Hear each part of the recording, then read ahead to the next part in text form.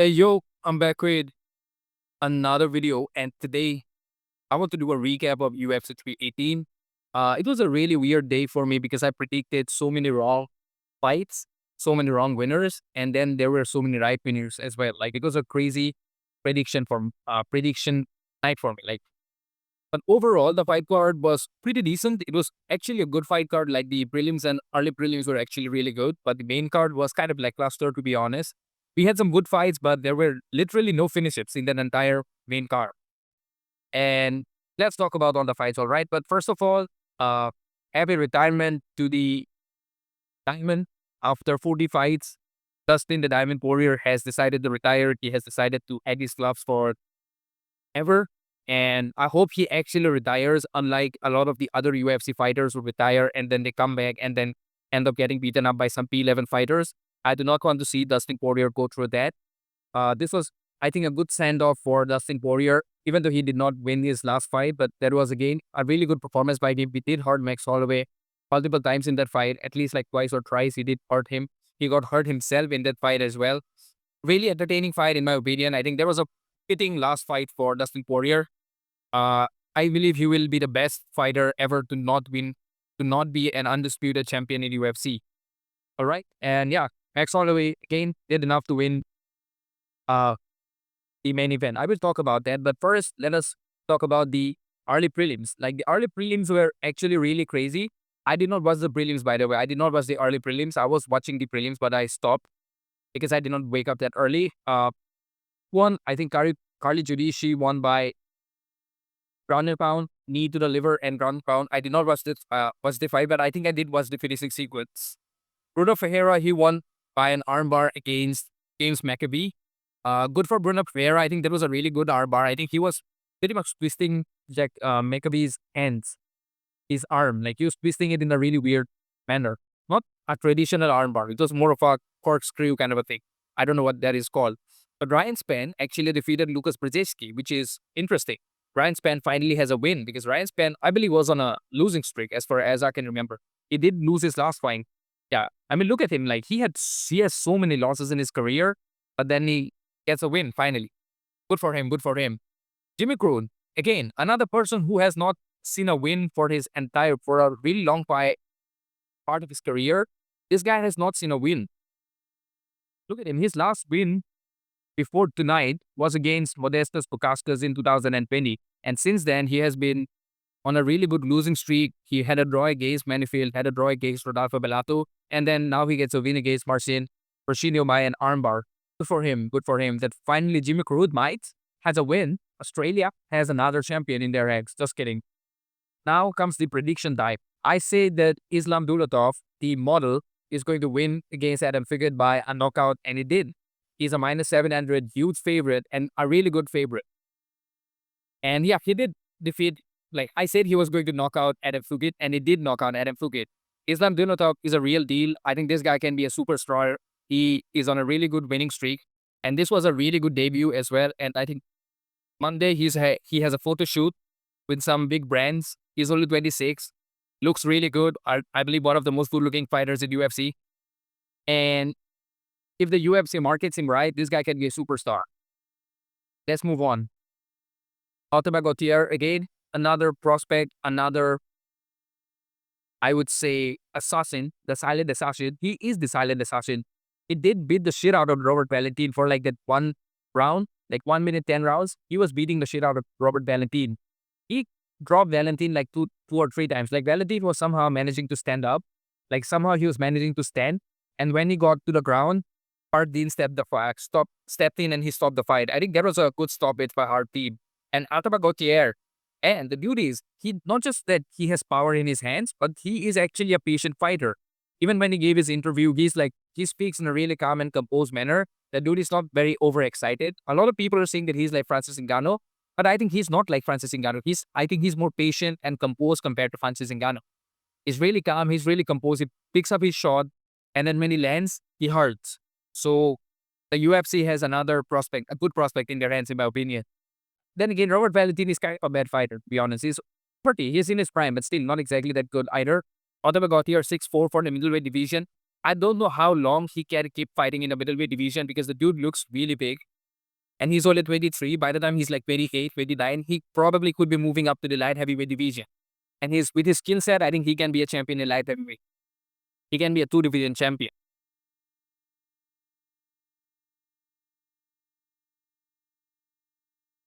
All right, let's move on. Francisco Prado, he lost to Nikolai Veretennikov. Well, Nikolai Veretennikov, he defeated Francisco Prado. I haven't watched this fight. I don't know what to say about it, but good for Nikolai Veretennikov and Francisco Prado. Like, it's really weird that Francisco Prado is actually really small for the welterweight division, but he's really big for the lightweight division, which is kind of weird because he's only 5'10". If he was like 6'2", 6'3", I could understand. But he's like a really stocky guy, so it's difficult for him to cut weight and make 155. But when you talk about 170, he's like really small. And he has good number of wins in his UFC career, to be honest. He's on a 3-fight losing streak, so I think the UFC might decide to cut him. The UFC might decide to cut him, so he needs to properly bulk up and, win a couple of fights in. He's only 23 as well. Like, even if for the next 3 years, he continues to get a lot of wins in his record by fighting, some decent level competition outside of the UFC, he can still do something well. As far as Nikolai Veretennikov is concerned, he finally has a win. He's 35 years old, man. The dude, like, even if he wins, does not really matter a lot, to be honest. He's 35. He lost to Austin Vanderford, lost to Danny Barlow. He lost his last 2 UFC fights and has a win over Francisco Prado. Does not really mean a lot about. I don't think he's like a great fighter, to be honest. So let's move on. Nothing much. In this fight, again, I did not pick a winner of this fight. Apparently, this fight was like a really good war. I did not watch the fight because I did not get up early, and I think I'll probably watch this fight later on. I have it downloaded. So let's see. Like, I don't know. Like, Brandon Allen, he won against Marvin Vettori. I'll be interested in seeing a fight between Brandon Allen and Paulo Costa next because Paulo Costa had a really good performance against Roman Kopylov. So Brandon Allen versus Paulo Costa I think that will be a really good fight, in my opinion. I don't know if the UFC will actually make that fight, but I think that will be a really good fight. All right, let's move on. Vinicius Oliveira. I said Vinicius Oliveira is going to defeat Kyler Phillips. He did defeat him by unanimous decision. I haven't watched the fight, so I don't want to talk too much about it. He is 23 wins and 3 losses. I think that is actually a really good record for a 29-year-old to have in UFC. Because majority of the fighters in UFC, they do not really have that many fights. This guy has 26 fights in his career right now. And he's going to turn 30. He's kind of in his prime. I think he can climb up the rankings. I don't know how he will do against somebody like a Song Yadong or maybe, I don't think he's getting a Peter Yan, but Song Yadong or who else is there? Chito Vera. I think he can defeat Chito Vera for sure. I don't know about Mario Batista. I think Mario Batista will find a way to win against him. But apart from that, like, I think he can defeat somebody like a Chito Vera or who else is there? Chito Vera or maybe Honey Barcelos. I think Honey Barcelos is probably ranked below him, but yeah. I think him versus Chito Vera is the fight to make because he defeated Kyler Phillips and he's already ranked. That is, Oliveira is already ranked. So him versus Rock Font. Actually, Rock Font is going to fight against Raul Garcia Jr. I don't know why. I think him versus Oliveira versus Rock Font is a good fight to make. Let's move on. Now the main card. I did watch each and every fight of the main card, even though this was actually a really good fight by Michael Johnson. I did not think that Michael Johnson will be able to defeat Daniel Zellhuber by an unanimous decision. I never thought that would happen because Michael Johnson is he's 39 years old. He's going to be 40. He's 39 years old. Daniel Zellhuber is 26. Daniel Zellhuber is physically significantly bigger than Michael Johnson. And Zellhuber looked like he belonged in a weight class above Michael Johnson. And yet, Michael Johnson was the one who was dominating in this fight. Michael Johnson, his boxing was really on point. He landed some really good leg kicks as well, I believe. On the other hand, Daniel Zellhuber was landing a really good high kick that Michael Johnson was blocking. And what else? What else did happen in this fight? Michael Johnson, I think he had a knockdown against Daniel Zellhuber. When Daniel Zellhuber, he got knocked down, that's when he came back and he started, landing some good shots on Michael Johnson. But it was never good enough for him. But it was not good enough. For a 26-year-old to be losing against a almost 40-year-old in the lightweight division, I don't know, man, where Daniel Zellhuber goes on. Like, where does he go from The Rock? Because he has the size, he has the skills, he has the looks, he has a good training team behind him. But yet, he's just not good enough. Like, he lost to Michael Johnson. And this is not a prime Michael Johnson. If he would have lost to a 32, 33-year-old Michael Johnson that was beating up Tony Ferguson and Dustin Poirier, he even gave a really good tough. I think he landed a really good shot on Habib Nurmagomedov as well. But that's not the Michael Johnson that Daniel Zellhuber fought tonight. But Daniel Zellhuber, he fought against a bad version of Michael Johnson. Like, this was like Michael Johnson for his age, he looked really good. Like, Michael Johnson was really fast. Like Daniel Zellhuber, when he went back to his corner, I think it was after round 1 or round 2, and he was complaining that like Michael Johnson is really fast. And Michael Johnson had more power than Daniel Zellhuber, which is weird, right? How does this guy have how does this guy have so much of power in his hands? Like, when you look at the Michael Johnson record, like he was on a losing streak. He lost to, like, look at his record. Like, he lost to Josh Emmett, Steve Bray. Who the hell is Steve Bray? Also, Thiago Moises and Clay Guida. Like, these are not high-level fighters. These are, like, D-level fighters. Then won against Alan Patrick, lost to Jamie Malarkey. How do you lose to Jamie Malarkey? Won against Mark DeGassi, lost to Diego Ferreira. Now he's on a 3-5 winning streak. He won against Darian Flowers, Ottoman Asater, and Daniel Zellhuber. He's like a really good gatekeeper at this point of time. If he keeps defeating a couple of young prospects like Daniel Zellhuber, young fighters like Daniel Zellhuber, then he might get ranked at the age of 40 in the lightweight division. So I don't know, when people say that the lightweight division is like really deep, it's like one of the most talent-rich division in UFC. I don't think so, man. If Michael Johnson is beating up your prospects and young fighters, that I don't know if lightweight is really that talented. I believe only the top 5, top 6 are like really talented. Like, below that, it's just like anybody's game. For Daniel Zellhuber, golden boy, I don't know, man. You don't seem like a golden boy at this point of time. You're more like a plastic boy at this point of time because you're losing, man. You lost to Ribovics. That was a good fight. But now again, Michael Johnson. Like, how do you lose to Trey Young and Michael Johnson? These are not exactly your highest caliber fighters. So I don't know what the UFC does with him, but good performance by Michael Johnson at 39 to show that Daniel Zellhuber, he has levels and he has a lot to improve on. And Michael Johnson, he said that this kid is like really, whatever, like he had some problems with Daniel Zellhuber for disrespecting him. And I'm like, whatever, man, he won. Like, props to Michael Johnson. Unk still got it. Unk still got it. All right, let's move on. I thought Zellhuber would have knocked out Johnson. That did not happen. So, yeah, I don't know. Another fight, I got the wrong pick. But this was a game. I'm not really surprised that Patricio Pitbull defeated Danny. I'm not exactly surprised. This was a good fight. Not exactly a super entertaining fight in my opinion. But they did, like, both of them, I believe, got hurt. Patricio Pitbull was able to hurt Danny Gay, but Danny Gay, he did not get knocked out. I think he did get knocked down. Patricio Pitbull, he tried to grapple with Danny Gay. I think he had like 1 or 2 takedowns, but Danny Gay was never really in a danger. Like, he got back up. He found a way to get back up somehow. His sprawls, his anti-wrestling, his defensive wrestling, defensive grappling was really on point. And on the feet, Danny Gay was also landing some good shots, but I believe Pitbull had more power than Ige on the feet. But I guess like Pitbull at 38, I just don't think he has this speed advantage over the other fighters. And for Danny Gay, I don't know, man. Like, Danny Gay just somehow is not good enough to fight against any, like, whenever he has to fight against somebody who's like a championship caliber fighter, he just doesn't do enough. Like, even in this fight, he did not do enough. And Pitbull, in his last fight, that was like a really terrible fight by Pitbull. But I still believe that Pitbull, I think he lost to the top 5, top 6 talented fighters in the featherweight divisions, top 6, top 5 ranked fighters. But of course, he can defeat a Danny Gay. He can defeat probably a Josh Emmett as well at this point of time. He can definitely defeat somebody like, I don't know, who else is there ranked? It'll be interesting to see Patricio Pitbull versus Yusuf Zalal, or maybe Patricio Pitbull versus Leron Murphy. I think Leron Murphy might be ahead of Pitbull at this point of time, but it'll be an interesting fight, to say the least.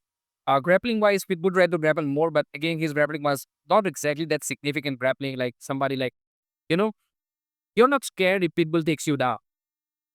It's not like, yo, I got taken down by Makachev. I'm getting finished. I got taken down by Oliveira. Now, it's a really bad time for me. Pitbull just does not have that aura about him. I know he was like a former Bellator champion, but Bellator champion does not ban jack shit in UFC. Bellator is shit. That's all I'm saying. Bellator is shit. Bellator, BFL, all these promotions, they're like shit. But yeah, I'm happy for that Patricio Pitbull has a win in his career in UFC. So I'm happy for him. And as for Danny Gay, it kind of sucks. But then again, then it's Danny Gay. He will win his next fight and he'll still be in the rankings in the top, somewhere in the top 12, top 13, top 15. He just won't get out of the rankings. But He won't even move into the top 5, top 6, but he'll do enough to stay in his rank. But yeah, good performance by Pitbull. Not exactly great, but good. Now this was actually the biggest shocker for me. I mean, the Michael Johnson was also, that was a big shocker, but this one was like a really big shocker for me. That Daniel Rodriguez in 2025 is getting a win against Kevin Holland. How did this happen? Kevin Holland was supposed to win this fight not by unanimous decision, yeah, by a knockout or by a submission, because Kevin Holland has defeated some really good opponents, and he did not get this brutally beaten up by anybody. I mean, he lost to Rainier de Ridder, of course. He's a grappler. Lost to Roman Dolidze, again another grappler. Lost to won against Vicente Luque and Gunnar Nelson, who are, if you talk about skill-wise and achievement-wise, they're much better than D-Rod any day of the week. Won against Michael, it doesn't matter. Lost to Michael Venom Page, who is again a really good striker. Lost to Jack Della Maddalena, who is the current UFC welterweight champion. But even Jack Della Maddalena would not hurt Kevin Holland. He did defeat Kevin Holland on points by split decision. See, how do you lose to Jack Della Maddalena by a split decision and lose to Daniel Rodriguez by a unanimous decision? It's weird. Like, UFC is weird. He lost to Marvin Vettori, Derek Brunson. Again, these guys are like, they are middleweights. I can understand. Even Marvin Vettori and Derek Brunson could not defeat Kevin Holland on the feet. They defeated him by taking him down on the ground and by basically laying on top of him and by using their wrestling and grappling. And somehow, Daniel Rodriguez, out of all these people, is the one that really badly hurt Kevin Holland. Even Hamzat Chimaev did not try to strike with this guy. He just took him down and used his grappling to win against Kevin Holland. But on the other hand, Daniel Rodriguez somehow managed to knock down Kevin Holland multiple times in this fight. I think he knocked down Kevin Holland like 2 or 3 fights. D-Rod definitely won round 1. He was really on point. I think in round 2, he hurt Kevin Holland. And in round 3, I think Kevin Holland in round 2, Daniel Rodriguez, he hurt Kevin Holland, but somehow Kevin Holland survived. Then in round 3, Kevin Holland hurt D-Rod, and it looked like he was going to finish him and he was going to win the round. But then again, D-Rod made a comeback, and he also hurt Kevin Holland, took him to the ground, and somehow ended the fight by while being on top of Kevin Holland. Yeah, he from a dominant position. He basically ended the fight on in a dominant position. This was actually a really good fight. Was this a technically great fight? No. But this was a fight that just showed that both of these guys, they really have heart. Especially D-Rod, man. The dude got very close to getting finished, but yet somehow he managed. Even Kevin Holland, to be honest, he also got really close to getting finished, but yet somehow managed to not get finished. I don't know how to say it. Like let me take a look at D-Rod's record. Like, his record is 20-5, but yeah, he's on a really bad, he's on a 3-fight winning streak, but he lost to Kevin Holland and Neil Magny. How do you lose to Neil Magny and then win against, he lost to Nicolas Delby and Neil Magny? These are not good fighters. Of course, Ian Machado Gary and even Kevin Gastelum has not been looking really that great. Of course, had a win against Alex Moreno, Santiago Ponzinibbio. These two are like really bad fighters, both of them at least at this point of their career. And now a win against Kevin Holland. D-Rod in 2025 is on a 3-fight winning streak. D-Rod has 2 wins in 2025. Interesting, right? Never have I thought that this would happen. This would be the outcome of this fight. I thought Kevin Holland would dominate this by using his whatever and somehow, get a finish against D-Rod. But I was so wrong. So wrong. For main event. Well, I predicted this one correctly, that Paulo Costa will win this fight by unanimous decision. But I thought Paulo Costa would use his grappling a bit more, because his grappling is definitely better than Kopylov, but he did not have to use his grappling. What he used was a really good body kick. He was landing that body kick on Robert Kopylov multiple times, and he was also using the stepping to the side and landing that right hand on Kopylov. And Kopylov, he did not do enough to win any of the significant rounds. And his corner man, he gave him some really bad advice. I mean, his corner, that is Kopylov's corner, they gave him some really bad advice. Like, when he was asking them if there was anything wrong, they said, like, you're doing everything right. You just need to be more active. No, he was doing nothing right. He got knocked down a couple of times, I believe, in the second round. I think he got knocked down once. And then Paulo Costa landed like 90 strikes. Yeah, 90 significant strikes over Roman Kopylov, who landed like, I don't know how many, like 80 or 70, somewhere around it. Like, I've never seen Paulo Costa be this active and looking this good in a fight ever since his fight against maybe Yoel Romero.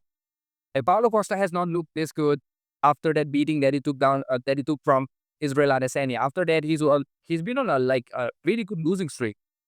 Yeah, I mean, he was on a really good losing streak. He won against Luke Rockhold, but he lost to Robert Whittaker, lost to Sean Strickland, lost to Marvin Vettori. And yeah, of course, that infamous loss to Israel Adesanya, where he got humiliated. Then lost to Vettori, won against Luke Rockhold, did not fight for a really long period of time. Then did not fight in entire 2023, fought against Whittaker in 2024, fought against Strickland in 2024, and then didn't fight for a year. Now he fought against Roman Kopylov, and he looked really good. For Kopylov, that dude, I don't know, man. He has the speed in his hands, he has the power in his hands, but yet somehow he's not just good enough to win. He just somehow cannot win. The dude, his record is pretty good. Like 14-4 is not exactly a bad record. Like he did defeat Chris Tartis, he did defeat Cesar Almeida, lost to Anthony Hernandez, got choked out by Anthony Hernandez, of course, because the grappling of Kopylov is shit. His grappling is shit. That's the reason he got dominated and finished by Anthony Hernandez. So I don't know what the UFC is going to do with Paulo Costa next, but I think they should give Paulo Costa versus Brendan Allen. I think that will be a really good fight, and they should make a fight between Roman Kopylov and Marvin Vettori. I think those are the fights to make, in my opinion. Yeah, I guess that's it, man. Paulo Costa looked really good. Now let's talk about the main event. Yeah, Dustin Poirier retired. He lost the fight by a unanimous decision. I believe it was 49-46, according to one judge. And according to the other judges, it was, I believe, 48-47. I'm not exactly sure. It was like 49-46, 48-47, and 48-47, maybe. I'm not exactly sure about it, but he did lose by unanimous decision, even though he did hurt Max Holloway. Like, if you talk about bleeding and getting cuts on the opponent's face, like, Max Holloway had more cuts on his face, more bleeding, and more bruises on his face compared to Dustin Poirier. Like, even though Max Holloway was landing some more shots, he landed more shots, he landed good shots as well, like some really clean shots on Dustin Poirier. But I believe, like, I don't know, maybe it's a skin thing, maybe it's a scar tissue thing, but because Dustin Poirier did not really look bleeding, like he did not bleed. He did not bleed that much in this fight. And yeah, happy retirement for the Diamond. But let's talk about the winner and the current BMF champion, Max Holloway. He managed to still remain the BMF champion, even though he did get knocked out by Ian Oria. And in this fight, he looked really good. He had his moments. He got hurt, he got dropped, but yet he somehow survived. And his chin kind of was on point. But yeah, I think we need to be worried about his chin because earlier, Max Holloway, even when he got hurt, but he never really went out. Like he did not get knocked down in his career for like a really long period of time. But now we are seeing it. Like after that knockout against Ilia Topuria, when in this fight he got knocked down multiple times. But then again, Dustin definitely hits really hard compared to other fighters that he has fought in Canary division, apart from Ilia Topuria maybe. But still, we need to be a little bit worried about his chin.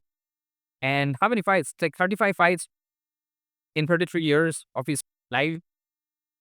Good record by Holloway. And in his fight as well, like it was like Holloway did what he was supposed to do. He had a lot of volumes, but in lightweight division, it seems like he is getting his power back. But I still believe like the version of Holloway that had a lot of power in his shots when he fought against Justin Gaethje.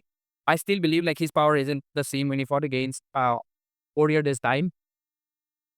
But yeah, I mean, he did well. He even tried to grapple with Poirier when he got when he had a knockdown. That Poirier also tried to pull a guillotine against Max Holloway. That would have been really sick if somehow Dustin Poirier would have been able to pull a guillotine in his last fight in UFC. I think that would have been really, really cool. But that did not happen. It is what it is. It is what it is, man. What else to say about Max Holloway? I mean, Max Holloway did whatever he was supposed to do, the pride of Hawaii. Even after the fight was over, he was giving his props to Dustin Poirier. He wanted the fans in their arena to cheer for Poirier a lot. The fans who were booing Max Holloway, I don't think that I have ever seen that happen. I never thought that I never see the UFC fans in an arena booing Max Holloway. I never thought that would happen. Even when he knocked out Korea Zombie, nobody really tried to boo him. But then again, I believe Max Holloway has really retired some really good fan favorites. Like he was there for the retirement of Korean Zombie. Now he was there for the retirement of Dustin Poirier as well. So yeah, and I think the UFC might give him a title shot in the lightweight division against Ilia Topuria. So that will be interesting as well. And I don't have really much to talk about it. I'll probably make another video talking about who should fight whom next. But I guess that's it from today's video. If you enjoyed today's video, then definitely drop a like, share this video to your friends and family, and comment something for the algorithm. Subscribe to my channel. I've got very few subscribers, and peace out.